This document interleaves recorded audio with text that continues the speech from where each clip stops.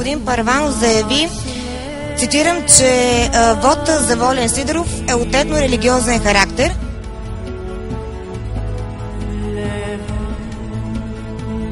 И че вие правите политика на Ку Клукс Клан вътре в България, че като цяло водите негативна кампания.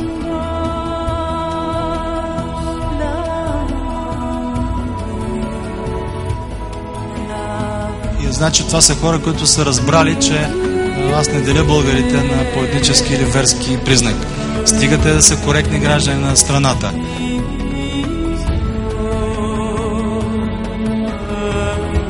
В циганското общество, така ще го нарека, не малцинство, общество, са необходими няколко неща да се направят и те са отговорност точно на лидерите.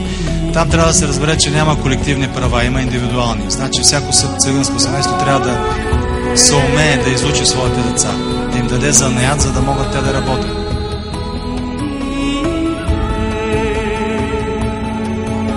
Ние сме разговаряли с лидери на цигански общности и някои от тях знаят, че аз действително имам конструктивно виждане, то е вързано и с строеж на жилища, но всичко това при едно условие да се работи и да може да се изплаща това жилище.